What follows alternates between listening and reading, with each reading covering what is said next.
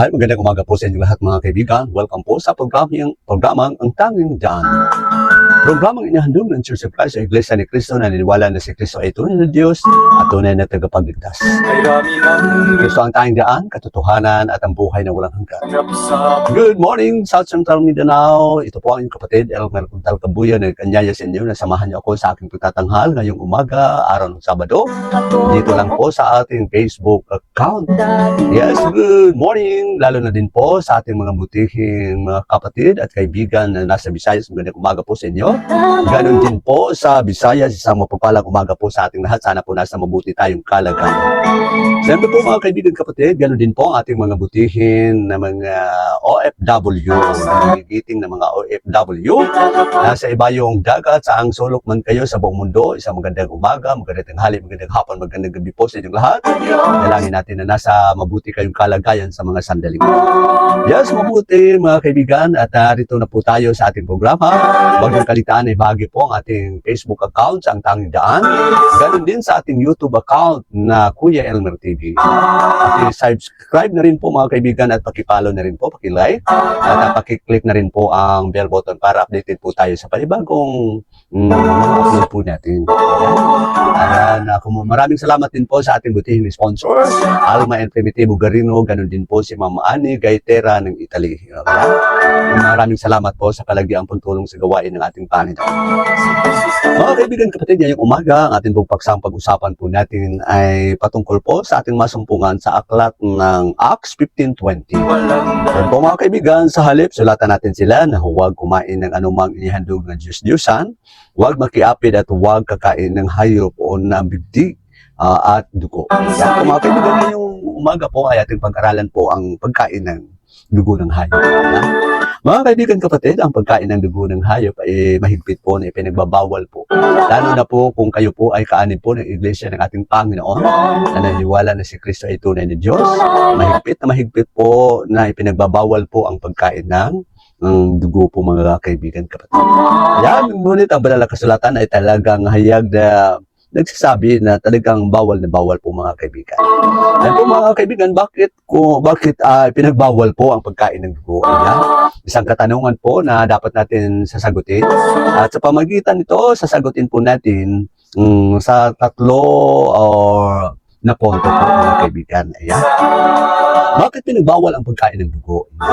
Basahin po natin, balikan natin, sapagkat ang dugo ay buhay. Ang atin pong balikan ang salita ng Diyos na atin pong masumpungkan sa Leviticus 17:11 po mga kaibigan. Ito po ang pagkasabi mga kaibigan kapatid. Ayan. Sapagkat ang buhay nasa dugo at inuutos ko na dapat ihandog iyon sa altar bilang pangtubos ng inyong buhay. Yan po yung sinabi ng Diyos para po sa kanyang mga nasasakupan ng mga Israel po mga kaibigan. Yan, ng kanyang mga tao po. Yan po mga kaibigan, ayon sa 12, kaya nga hindi dapat kainin ni numan maging siya ay Israelita o dayuhan. Yan, mga kaibigan, kung hindi po kayo Israelita, kung kayo po ay dayuhan, ang lahi po mga kaibigan, katulad ng mga hintil, talagang ipinagbawal talaga ang pagkain ng dugo. Talagang mahigpit po sa kanilang kapanahon. Ayon sa Deuteronomy 12:23, ito po ang sinabi, ngunit huwag ninyong kakainin ang dugo sapagkat ang dugo ang buhay. Ang sangkap ng buhay ay hindi dapat kainin. Ayan po mga kaibigan, talagang sangkap ng buhay ay talaga pong hindi po dapat kainin. 24, huwag ninyo kainin ang dugo, sa halip patuluin ito sa lupa. Yan po mga kaibigan, kung tayo po ay magkatay po ng hayop, kailangan po natin na ang kanyang dugo po ay ating patuluin sa lupa at tabunan ng lupa. Yan po mga kaibigan, pangalawang kasagutan po, ang dugo po ay banal. Yan po mga kaibigan, ayon sa Leviticus 17:11, sapagkat ang buhay ay nasa dugo at inuutos ko na dapat ito ihandog sa altar bilang pantubos ng buhay. Yun po yung ginagamit noong unang panahon po mga kaibigan, kung ang tao ng Diyos ay nagkakasala tulad ng mga Israel. Kung sila po ay nagkakasala, ang gagawin po nila, hahanap po sila ng isang malinis na tupa na karnero. Yun po yung gagawin nilang ihandog sa altar bilang pantubos po sa kanilang kasalanan po mga kaibigan. Talagang mahigpit po talagang pinagbawal. Ayon pa sa Hebrews 9:22, ayon sa kasulatan, halos lahat ng bagay ay nilinis sa pamagitan ng dugo at kung walang pag-alay ng dugo, ay walang kapatawaran ng ating kasalanan. Yes, totoo naman po talaga mga kaibigan. Dahil po kay Kristo, inalay po niya ang kanyang dugo, gayon nalinis na po ang ating kasalanan. Kaya ang dugo po ay hindi pagkain. Normal, tama naman po mga kaibigan. Deuteronomy 2:23-24, ngunit huwag ninyong kakainin ang dugo sapagkat sa dugo ang buhay. Ang sakap ng buhay ay hindi dapat kainin. Huwag ninyong kainin ang dugo sa halip patuluin ito sa lupa. Ayan po mga kaibigan, dapat ang dugo po ay talagang hindi pagkain po. Ganun din sa Leviticus 17:13, at kapag sino man ang maging Israelita, dayuhan man o maghuli ng hayop o ibon na kakainin, dapat niyang itapon ang dugo ayon sa tabunan ng lupa.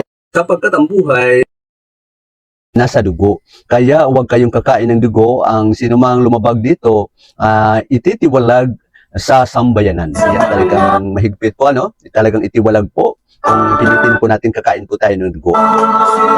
Ayan, Leviticus 17:19, ang kumain ng dugo ay paparusahan. Ang sino mang kumain ng dugo at kapupuutan at ititiwalag ko sa sambayanan, maging Israelita man o Diyos. Ayan po mga kaibigan, talagang mahigpit na mahigpit po. Talagang ititiwalag po tayo ng ating Panginoon. Kung tulad ng pagtitiwalag niya sa mga Israelita, kung pilitin nilang kakain sila ng dugo. Ayon sa pangalawang punto po, kailan nagsimula ang pagbabawal ng pagkain ng dugo ng hayop at ibon. Yan. Mga kaibigan kapatid, ang dugo po ay pinagbawal panahon pa ng patriarchal age.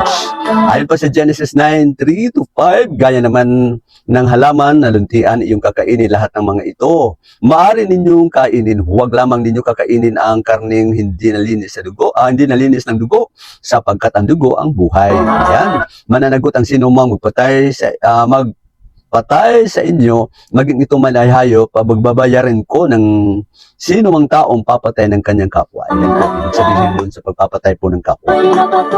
Muna itong ipinagbawal sa panahon ng Mosaical. Ayon sa Leviticus kanina, ito po ang alituntunin sundin habang sa panahon na saan man kayo naroon, pagkain ng kasali na po yung taba at hindi po talagang papakain sa mga tauhan ng Diyos. Ayon sa Leviticus 17:14, sapagkat ang buhay ay nasa dugo at inuutos ko na dapat ihahandog ito sa altar bilang pantubos ng inyong buhay. Kaya nga, hindi dapat kainin ang ninuman, maging Israelita man o dayuhan. At kapag ang sinuman sa inyo ay maging Israelita, dayuhan, ang mumuli ng hayop at ibon, kakainin dapat niyang itapon ang dugo, iyon at tabunan ng lupa. Talagang yan talaga ang mandato, talagang ipinagbawal at bawal talaga po mga kaibigan. Okay. At ito po ay patuloy na ipinagbawal sa panahon ng Kristyanismo, sa ating panahon ngayon, panahon ni Kristo. Ayon sa Gawa 15:20-29, sa halip sulatan natin sila na huwag kumain ng anumang inihandog sa Diyos-Diyusan, huwag makikiapid at huwag kakain ng hayop na nabigti at ng dugo. Ayan, kasali pa rin yung dugo, talagang huwag ipakain, sabi ng mga apostoles na kailangan sila magsulat. Ayon sa 29, huwag kayong kakain ng anumang inihandog sa Diyos-Diyusan o dugo at hayop na nabigti at huwag kayong makikiapi, layuan ninyo ang mga bagay na yan para sa ikabubuti ninyo. Mahigpit talaga na ipagbawal. Ayon pa sa mga apostoles, talagang sinulat po nila yon para po sa lahat ng Kristiyano. Gawa 21:25, tungkol naman sa mga mananampalatayang hintil. Nagpadala kami ng liham sa kanila, kung saan sinabi namin sa aming pasya, sinabi namin na huwag silang kakain ng anumang naihandog sa Diyos-Diyosan at huwag kakain ng dugo at hayop na nabigti at huwag makikiapi. Talagang inulit sinabi ng mga apostoles na kinakailangan pagsabihan yung mga hintil, tayong mga hintil, na kung tayo po ay makatanggap na sa ating Panginoon, maging isang Kristiyano na po tayo, huwag na po tayo kakain ng dugo ng hayop, mga kaibigan, sapagkat mahigpit pong pinagbawal. Yes, mga kaibigan, kumusta naman po ang ating buhay? Alam kong tayong lahat ay nakatikim ng pagkain ng dugo. Yan. Sinabi nila, napakasarap at totoo naman po, napakasarap. Ngunit kung kahit gaano kasarap pa yan, kung ipinagbawal ng banal na kasulatan, ay dapat natin sundin ang utos ng ating Panginoon kung nais natin sumunod ng utos ng ating Panginoon. Kaya sinabi ni Kristo, kung kayo iniibig nyo ako, sundin ninyo ang lahat ng aking utos. Kaya mga kaibigan, mula ngayon, alam mo na ang bawal ang pagkain ng dugo. Wag na po kakain kahit gaano pa yan kasarap mga kaibigan. Maraming salamat po mga kaibigan kapatid. Sana po may napulot kayong aral sa ating pinag-aralan ngayong umaga na bawal kakainin ang dugo ng hayop. Maraming salamat. God bless everyone po. At sana po ang lahat po ay nasa mabuting kalagayan.